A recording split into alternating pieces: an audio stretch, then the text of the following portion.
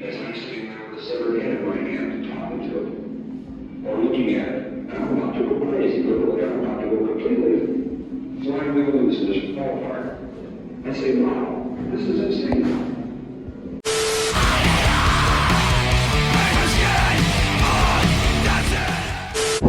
Welcome back everybody to Demon TV. We are here today in Hastings. It's a beautiful sunny day, but we're here to check out a shocking attraction for everyone fascinated by the dark world of crime. It's right behind me over here. It's the True Crime Museum. This is going to be super cool. Let's go inside and check it out. Let's go! So as we first come into the Crime Museum, we enter Ripper Alley over here. And we've got a selection of different boards tell us about some of the people that are in here. So we've got Jack the Ripper over here, Eileen Wernos, Ed Gein over here, selection of different serial killers on this board. So John Wayne Gacy, Peter Sutcliffe, Ted Bundy, Rosemary West, Dennis Nilsen, who I actually find one of the creepiest. And then we've been to this house, not inside obviously, but we've been outside. And it's such a beautiful road, but it's so creepy knowing what actually went on inside. It's evil. Sometimes people say I look a little bit like him. I don't want to look like him. John Christie over here. We've got a human thigh bone, I'm guessing not a real one. In the initial search, the garden officers failed to notice Ruth First's thigh bone, which Christie had used to prop up a fence. Oh, wow. Wow. Gruesome souvenirs. Christie liked to shave his victims' pubic hair. He kept it in a tobacco tin in his jacket pocket. What an absolute nutbag. We all like making things. Creativity is an essential human urge that lifts us from the bestial to the divine. Ed Gein was no different, but he liked to make things out of dead people. So let's head on through to the museum. That way. Oh, the first thing we see when we enter the museum is the axe murderer. So Laura's picked up the True Crime Museum magazine. He's having a little flick through. And what did you see? I see me. You're in the magazine as an axe murderer. There she is. Maybe I shouldn't come back to the scene of the crime. Let's have a look. What does it say? Full of shame, come down to the museum and take a snap in front of our wall for a chance to be in our monthly mug on a mug. I wonder if I made it on a mug. You might have been on a mug. There you go. Laura, axe murderer. There's a little baby next to you as well. What did the baby do? He's being noisy, yeah. Okay. To be fair, true. There you go. Everyone else's crime's much more like overacting, being silly, eating sausages. I went full on axe murderer. That's brilliant. That's so funny how you open it up on that page as well. You're like, hang on a minute, that's me. Here you are. All right, guys, follow me into the crime lab this way.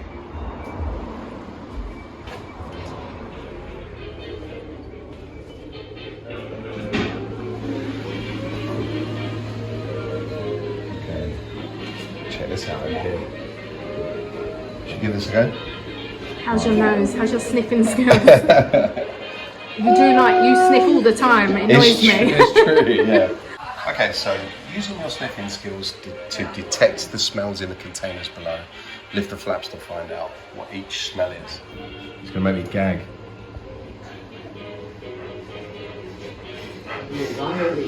Smells of nothing. I can smell nothing as well. I smell of anything. Almonds. Almonds. Alright, number 2. I can smell something, but I can't figure out what it is. It's quite sweet. Perfume? Perfume! Perfume! Alright. Very nice. I'm impressed. A very nice perfume. Number 3.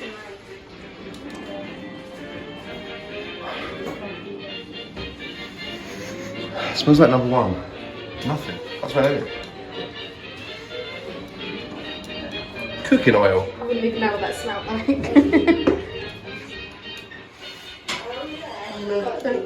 Number 4. Here we go. You get some, a faint smell of something. Like spices, maybe? Like spices?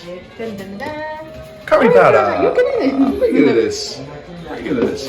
This is the only one I got. Number 5. Oh yeah, it smells like an ashtray.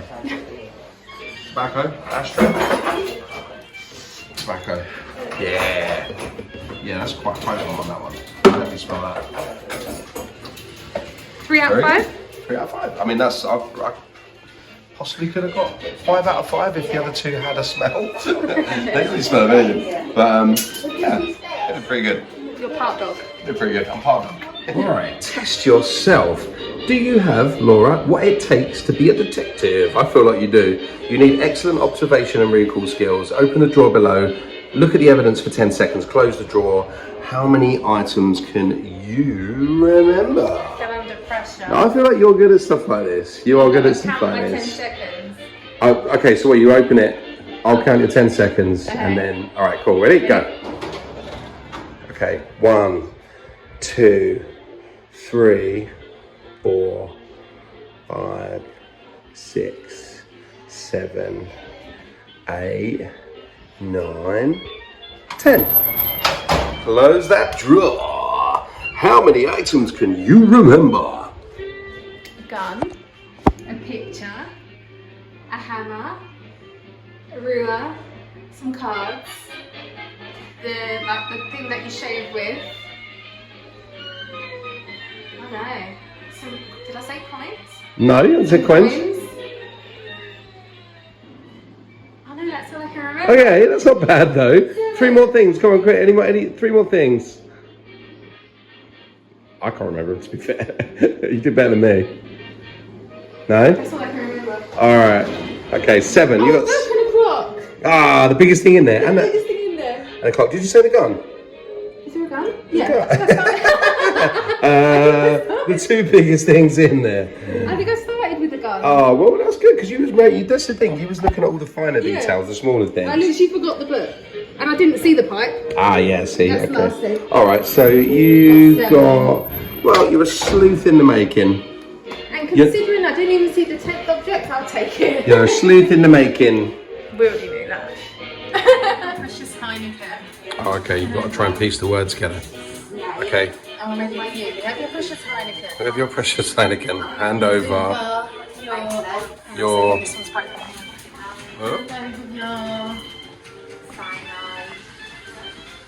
Your Horcrux? Beer Your beer money? Someone else is going to get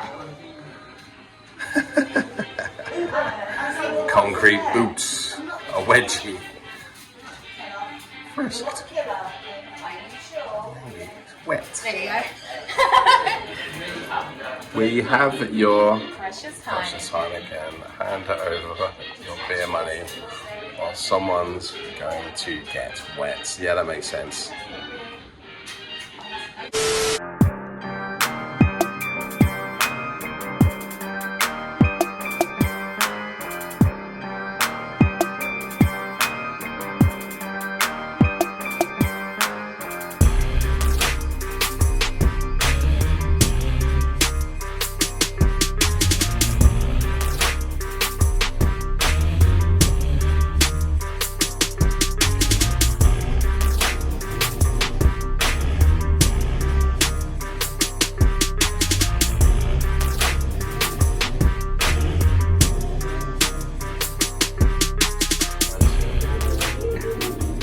Guys, I got nicked at the True Crime Museum and I now have to fill out my fingerprint ID card. I've been asked to fill it out.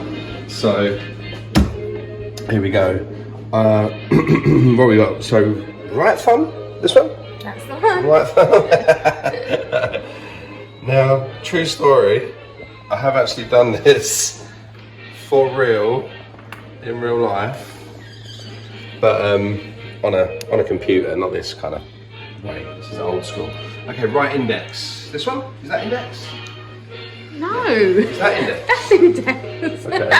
I'm really bad at stuff like this. It goes along in normal. I'm doing it very neatly. Right middle. Because you've done it before. Right middle. Get some ink on there. Yeah. There we go. Oh, smudgy. Whoops, sorry. Won't be able to find me. This one. I feel like it's running out of ink.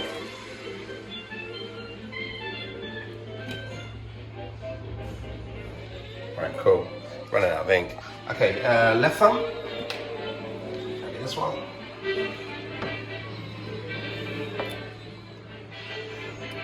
Index. Middle.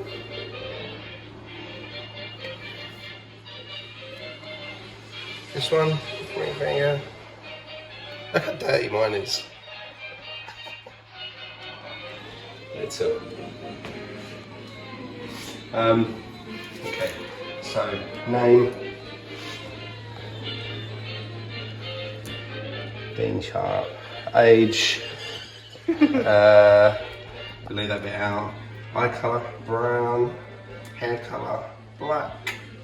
Height, I'm about 5'11". Weight, whew, God knows. Other details. Handsome motherfucker. Oh, I don't know about that. Crime, what did I do? I'm looking at some of these things over here. You've got a dissected testicle, a nail bomb. That's horrible. I don't want to be a nail bomber. What else have we got? Some silly things, some banknotes. Maybe I'm a bank robber? I could do with the money. Undergarment, yeah. Bank robber though. Is that a bit boring? I feel like you could be something more. I could be something a bit cooler. A dissected testicle. That's the one. What am I, a testicle dissector? That'll do. Testicle, even I hate that word. Dissector. I don't know if that's how you spell it, but it is now. Date, blah blah blah. Anyway, I'm checked in. nicked at the True Crime Museum, messily given my fingerprints over here, and now I'm going to get banged up for being a testicle dissector. But first, you know what we need to do? No. We need to take your mugshot. You need to take my mugshot.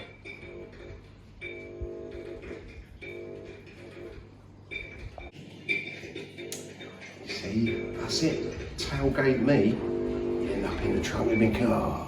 And I'll throw you off the end of the pier into the sea in Hastings to the brown sea. Off your body floats. Don't be tailgating me, sonny. My crimes of road rage. I've been sentenced to the electric chair. I knew it. I knew it'd be the electric chair. It's got to be the electric chair, isn't it? Oh, hang on a sec. If I could get in the chair. Oh, sorry, yeah, I'll get in the chair. So no death for me today. I'm not taking my hat off. You have to fry me with my hat on. I don't mind putting myself in the electric chair. You're willing. Oh, shit. The strap won't, the strap's not long enough to stay on, sorry. Is there a button I can press?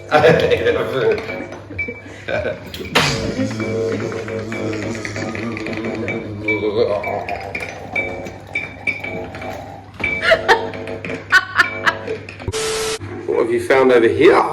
It's just a lovely everyday fireplace. Yeah. Until you turn on your special touch. Okay. What does it do? Ooh. Wow. Someone's trying to clean up, but they didn't do a very good job. Oh. We've got a handprint over here. Use the torch to search for blood. This basically means even if you think you've tidied up, Yeah. you haven't. I feel like I wouldn't leave that much of a mess. Look, they're saying even if you clear it up, Yeah. the blood particles stay. Oh, So right. unless, I think it's bleach you have to use. Right, Even okay. if you just wipe it down to the naked eye, it looks Yeah. like you've cleaned up, but under their special light. A crime. Okay. Oh, talking of scary. Oh. That's real life scary Where is right it? there. Don't get him on the.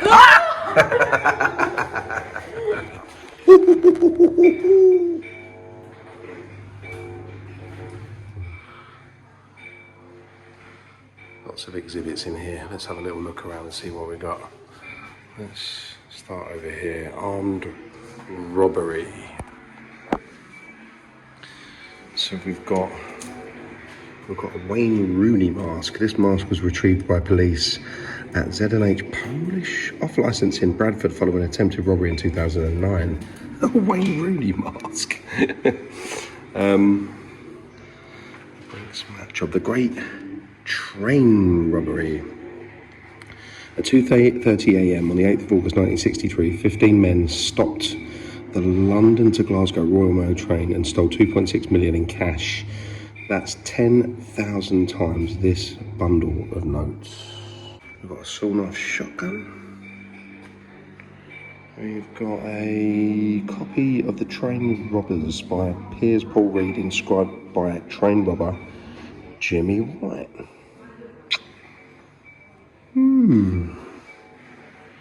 A big pair of bolt cutters over here. Big pair of bolt cutters. These powerful cutters belonging to Tony Gavin were used to cut steel bars embedded in the concrete floor of Lloyd's Bank, Baker Street. Okay. I think you wouldn't be able to get away with that these days with the security these days. You couldn't just go in there with a pair of bolt cutters and just cut your way in, I'm sure. That though, I'm sure you could get people to hand over a few quid if you had a sawn-off shotgun. And a Wayne Rooney mask. Okay, this looks creepy over here. Look at this old hag. I should be glad to have a dear little baby to give a good home and a mother's love. I don't think I'd trust her. Amelia Dyer put an ad in newspapers begging for a baby. It proved irresistible to unwed parents desperate to avoid social disgrace. Dyer took the adoption fees, sold the children's clothes and dumped the tiny strangled corpses in canals across Bristol, Reading, Somerset and London. That's awful. Wow, look at her. Jesus. That is literally the stuff of child's nightmares, isn't it, that woman? Evil. Evil, evil. What's even worse, she did this over 400 times, totaling 343,000 in current money and becoming the most prolific murderess of all time. Dyer was hanged at Newgate Jail on April the 3rd, 1896. Many of her belongings were bequeathed to her jailers. The rest sold at auction in Reading, where this velvet bodice was bought. So this was an actual item of her clothing. Evil has adorned this evil-looking jacket. We have the death mask of Pretty Boy Floyd right here. It says Charles Arthur Floyd was a bank robber during the American Great Depression. Age 18, he raided a payroll office. The manager told police, "We been robbed by a boy, a pretty boy with apple cheeks." The nickname stuck and Floyd hated it. Pretty Boy Floyd. Okay, we recognise this scene, don't we, from Chamber of Horrors at Madame Tussauds. They've got a similar setup like this of the acid bath murderer. John George Haig. I've destroyed her with acid, reduced her to sludge. How can you prove murder if you have no body?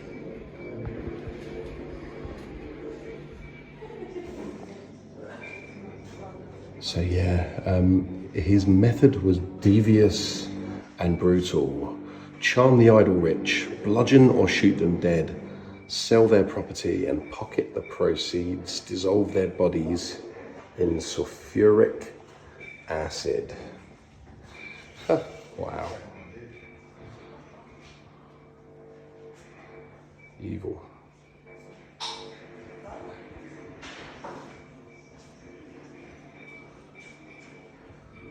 Okay, we've got some prison weapons over here. It is known as the most violent prison in the world. Bangu Tres in Rio de Janeiro is run with merciless authority and is rife with gang and drug vendettas. What have we got in here? A chain lock, an imitation handgun, very well crafted. What have we got here? We've got a spear.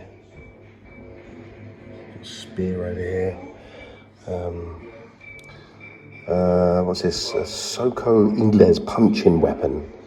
So what's that? Shortened chair leg, 3 nails, 10 centimeters long, one nail, 6 centimeters long. Look at that, that's evil. Designed specifically to cause just, well, pain and death, I guess.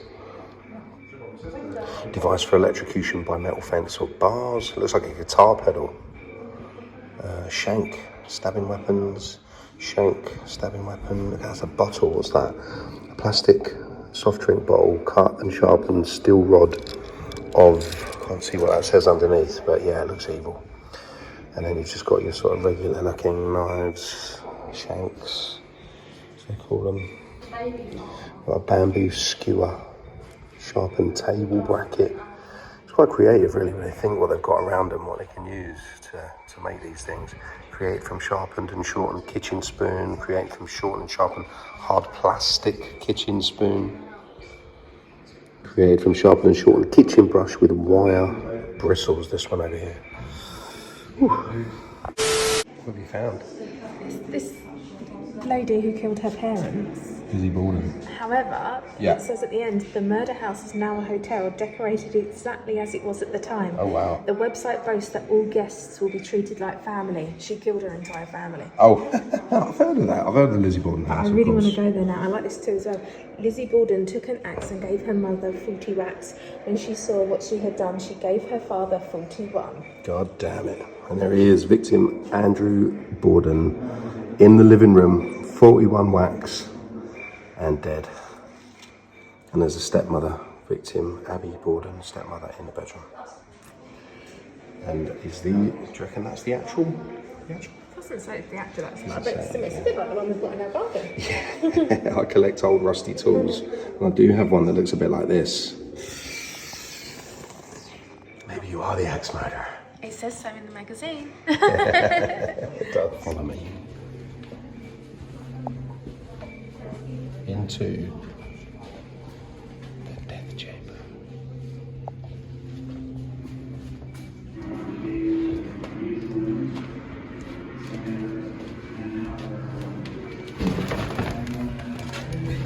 All right.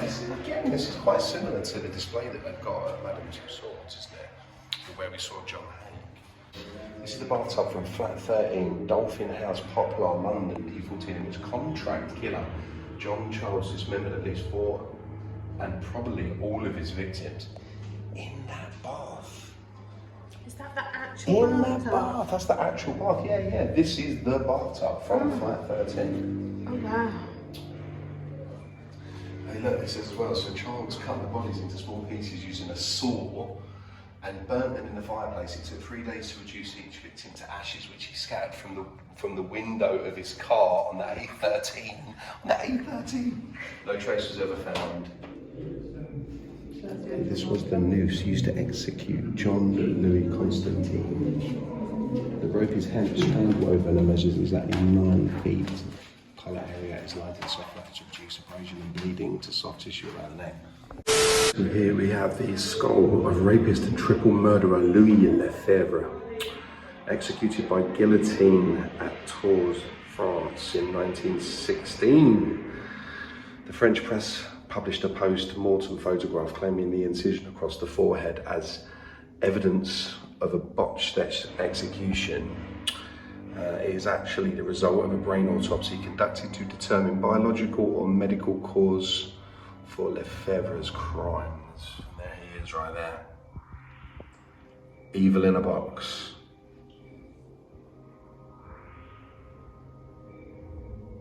Let's go ready.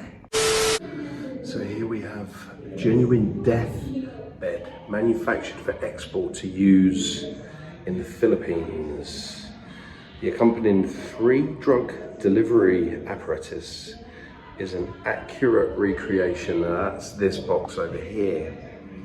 And in there you would have had sodium thiopental, I don't know if I said that right, thiopental. The purpose of that one is to stop brain cells reacting to nerve impulses, puts the condemned to sleep. Pancuronium bromide paralyzes the muscles needed to breathe, respiratory arrest. And then you've got potassium chloride, blocks electric signals in the heart, cardiac arrest, death. Man, that is so fucked up. But then I guess the people who were relying on it did some crazy fucked up shit, so they deserve it. But not very comfortable, although I'm sure very good for your back. What have you found here? It's another game. Another game? You have Right. to guess whether it's real or fake. Right, And okay. then you press the button to be revealed. Right. You pick one for me and I'll guess. So you got to guess whether it's real or fake. Alright, cool. Okay, let's start with this Chanel No. 5 perfume. A bottle of Chanel is sold everywhere, every 55 seconds, it says up here. The world's most well-known perfume has been worn by everyone from Marilyn Monroe to Nigella Lawson. But can you tell us, is this bottle real or fake? I'm going to say real. You know we're real? Ready? What makes you think it's real, first of all? The box. The box, okay. I've seen a Chanel box. Yeah. It looks similar. Chanel's spelt correctly. The bottle looks a little bit cheap. Yeah. Like the wording on the bottle. Mm-hmm. But I'm going to go for real. Alright. Okay. I think it lights up on the sign. Is it real or fake? You've not got the sign in it. Oh, where's the sign? Oh, sorry, right, there we go. Is it real or fake? Da, da. It's real! I know my Chanel. I know my Chanel. Okay. Done, well done. Alright. Your turn. It's My my turn. choice. It's your choice. I'm going to go for the Rolex.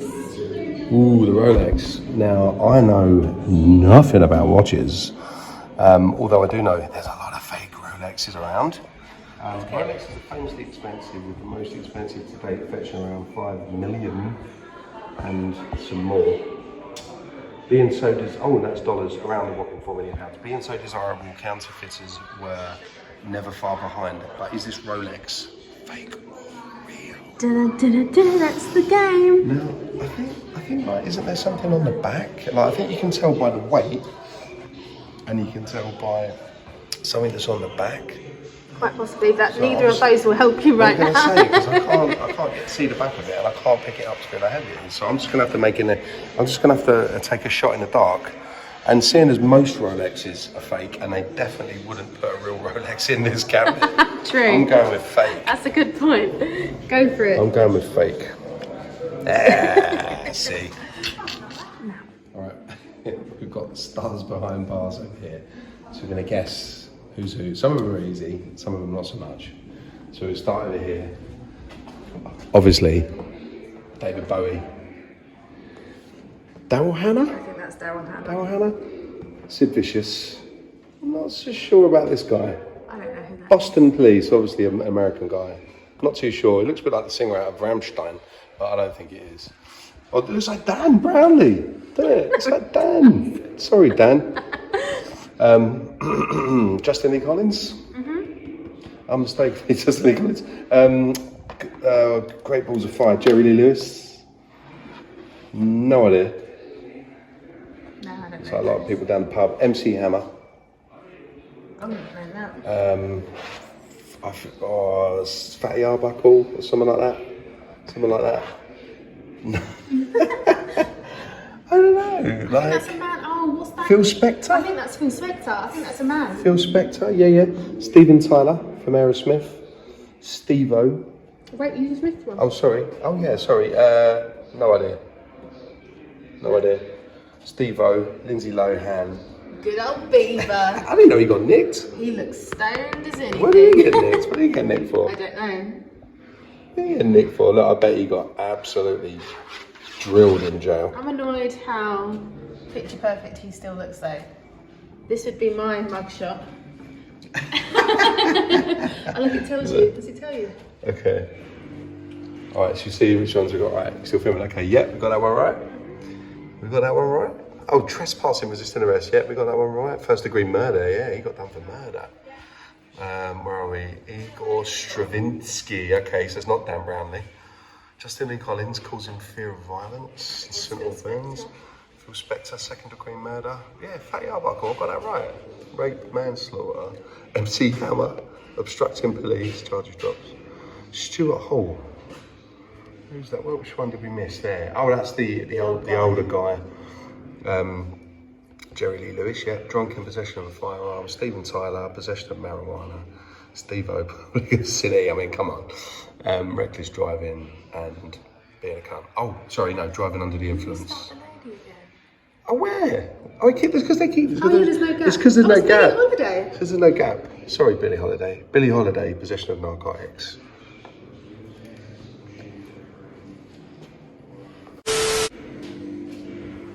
Alrighty. Here we have Muerte de El Rey de la Cocaína, or Death of the Cocaine King. I'm guessing this guy here is the Cocaine King. Mexican police released this. Oh, was it the federal? Mexican police released this army ID photo of the former soldier, the dark suit and tie, are photoshopped to cover his uniform and the authorities' shame of his treachery. So yeah, I think he was a soldier. And he was part of Los Zetas and the Zeds, it says. Within weeks, the soldiers were bribed into becoming the Gulf Cartel's own security force. Fast forward 10 years, and Los Zetas decided they didn't need their employers and declared all-out war on the Gulf Cartel.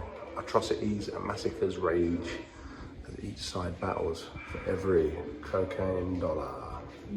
Okay, we've got some rubber and plastic bullets. Rubber bullets or baton rounds are less lethal projectiles fired by police to disperse protests and riots. They were first used in 1970 in Northern Ireland and designed to be fired against the ground, bouncing up to strike the victims in the legs. Well, I know what I think that one looks like. It's not a bullet. A bullet of sorts. Weighs 80 grams and was fired at 74 milliseconds. They are claimed to have an effective range of over 100 metres. Yeah, you wouldn't want to get one of them fired at you, would you? It would definitely hurt. I mean, a spud gun hurts. When you get hit by a bit of spud, that hurts. These, yeah, I don't fancy that. A British police riot helmet.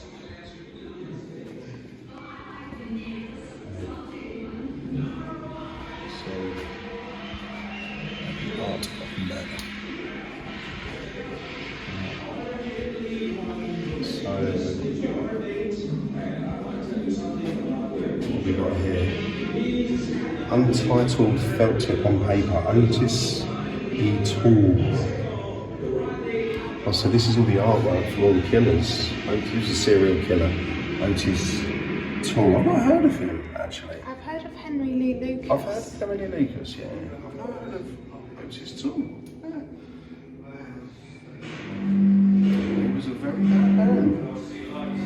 And so here we've got some artwork by Reggie Crane. Reginald Crane.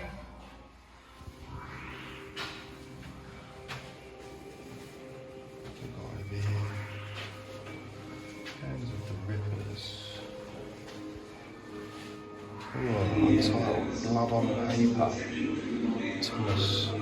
Thomas Cockerides. I don't even know. I've never heard of this guy either.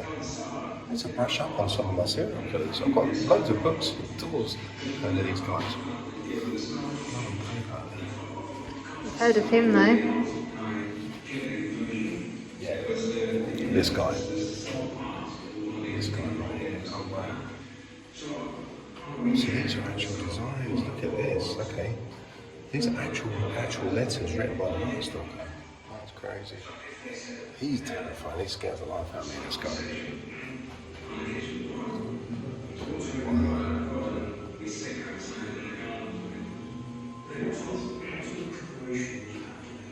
Seen this over here. Don't know if the paper came. Does paper come like that? Does it draw that? I guess the paper just came like that. Okay. Well, I was going to say, if you look at his drawings over here, if you look at these drawings, I don't think he's capable of doing something quite as artistic.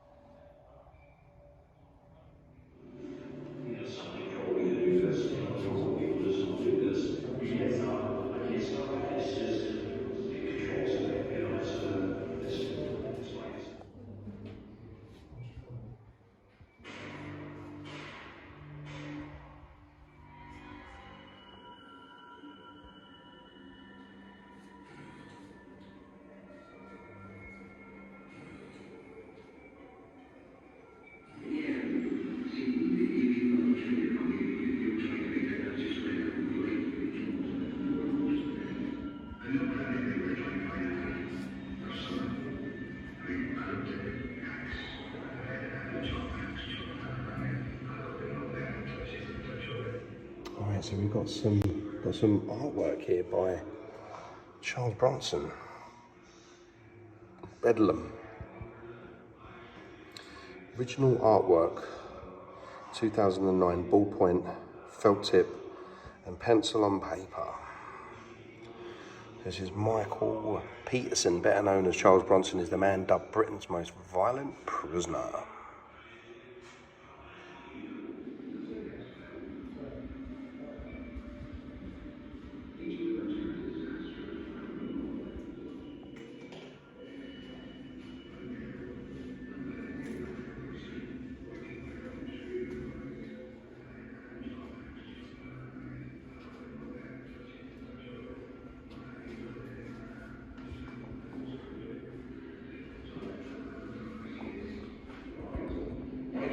Talking to severed heads and taking over parties, old enemies and liquor bags.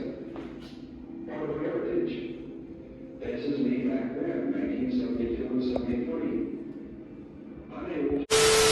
Okay, Joe Bananas and the Casket Crew. The inspiration for the character Don Vito Corleone in The Godfather, Giuseppe Bonanno was 3 when his family arrived in New York from Sicily. Prudent, shrewd and ambitious, he became the youngest ever mafia boss at just 26, a bootlegger, extortionist, pimp, and quickly a millionaire. When the corpses of his rivals started to clog the Hudson River, Practical Joe invented the double-decker burial, which is what we see right here. On this end, and this poor guy, this end.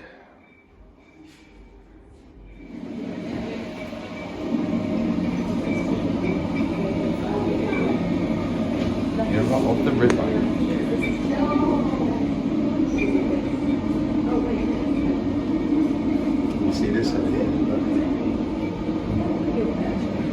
George Lusk ran the Whitechapel Vigilance Committee, a group of concerned locals trying to catch the Ripper. He received a parcel containing a letter addressed from hell and half a human kidney. I thought it was a tongue. Of course it's not a tongue. Look how big it is. It might be a cow's tongue. Half a human kidney, eh? There is much to suggest that the killer was taunting the upper ranks of the Metropolitan Police with references to Masonic scripture and ritual.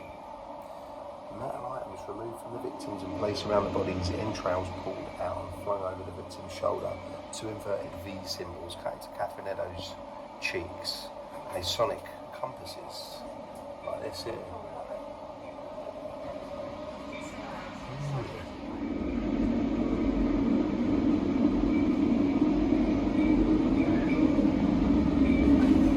What you found? So, over here we've got the victims, and obviously throughout history everyone has heard these names: Annie Chapman, Elizabeth Stride, Mary Ann Nichols, Frances Coles, Annie Farmer, Joanne Jill, Mary Jane Kelly, I guess being the most famous one, is the one that you hear of. But then over here you've got the suspects, because there's that great mystery of Jack the Ripper was never found.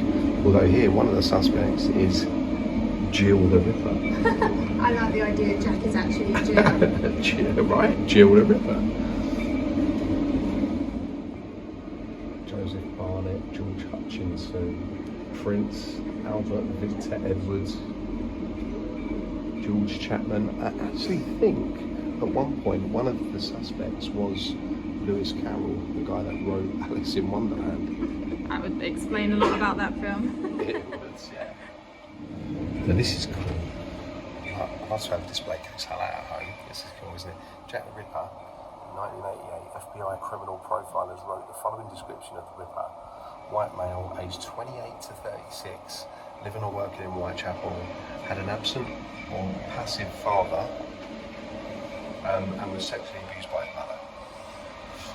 He had a job that allowed him to legally vent his destructive tendencies. He only stopped killing because he was arrested for another crime or felt he was close to being discovered. He had a physical defect which made him feel furious and frustrated. There we go. Alcohol. The girls of Whitechapel charged 3 pennies for a quick knee trembler in a dark alley, the same price as a glass of gin to numb the misery of their poor lives.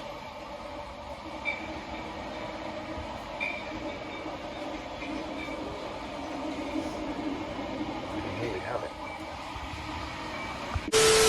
Right guys, that's the end of the museum tour. So we're just going to go and have a little look in the gift shop, and then we'll do our final thought when we're outside. Oh, I can see daylight, I can see sunshine. Hey guys, gift shop time. It's my favourite bit. Actually, no, it's all my favourite bit, but this is the bit that I really enjoy. The gift shop.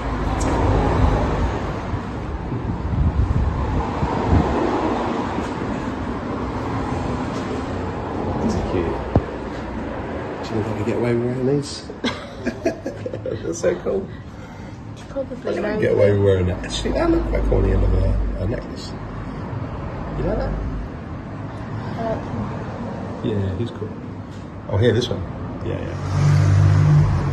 Oh, okay. What have we got here? Got some necklaces. So cheap. I love this one here. Rib cage is really cool. Little guillotine, little chopper, knife, Ouija board. Some funky earrings.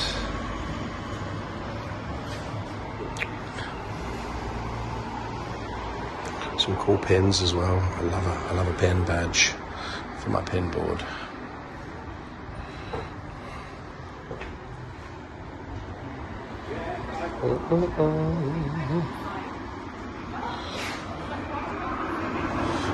Do love a fridge magnet and a mug. Although I feel like I got one of these last time I was here. I can't remember.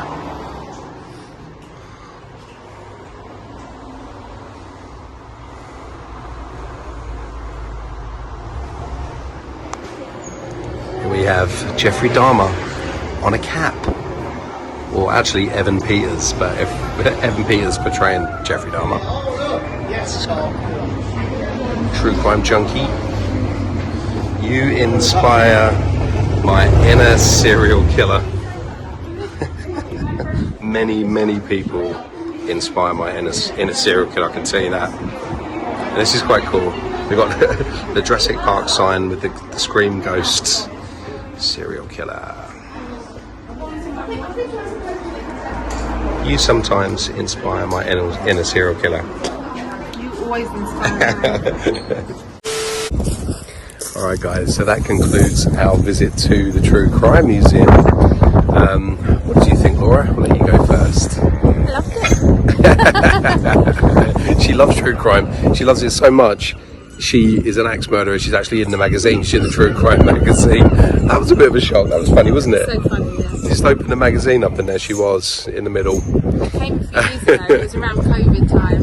Yeah. And I'd added my photo online and There she was.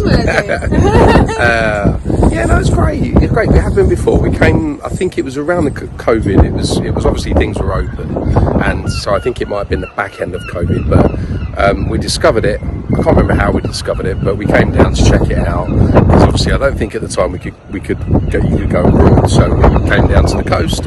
We checked out the True Crime Museum, and we thought we have to come back here and see it again when everything else is open. Spend a day in Hastings, check it out, make a vlog. So here we are. The museum's very respectful to all the victims, and you know there's a lot of dark stuff in there. So you know, if it's not your kind of thing, obviously don't pay it a visit. But if you're interested, you know, in the history of true crime, you know, it's not just stuff based on serial killers. You've got sort of drug cartel, drug gangs. That some information on that. There's a lot of interactive stuff that you can do as well. There was actually quite a lot of kids in there, surprisingly enough. It's a summer holiday, but I didn't think it'd be quite sort of kiddie attraction, but there was quite a lot of kids in there. But there is, you know, things that I could see that would interest kids. You know, like the whole fingerprint thing was fun, the smelling thing was fun. But yeah, it's dark, you know, there's a lot of dark stuff in there. My personal favourite artifacts that they had in there were the drawings and the letters from Richard Ramirez, obviously an absolute evil bastard. But I find it quite interesting to sort of, you know, when you read the letters that they've been sending, that he was sending the lady that was sort of, you know, sending him letters and responding.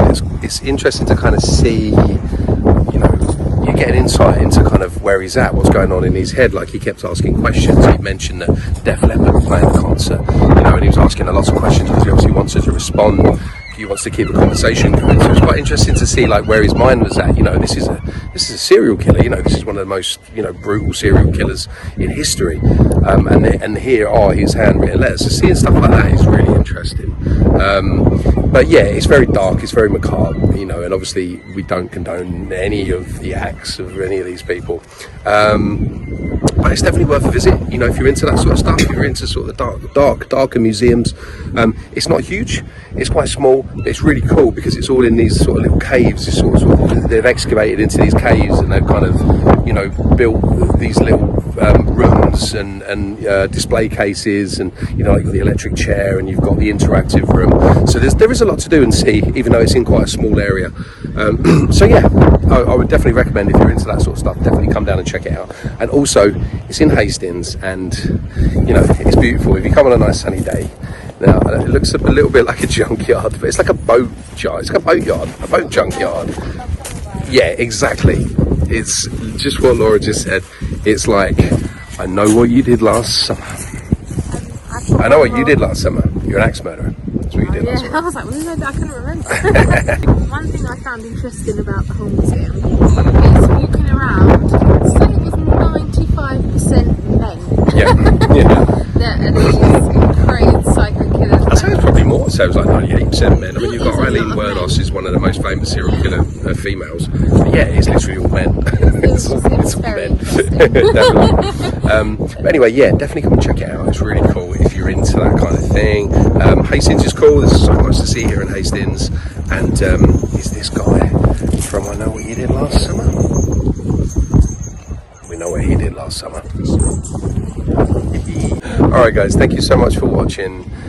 Please like and please subscribe. Please stay tuned for our next adventures. I don't know where we're going next, we're not too sure, but we'll rock up somewhere and we'll make sure it will be spooky, scary, dark, twisted, and lots of fun.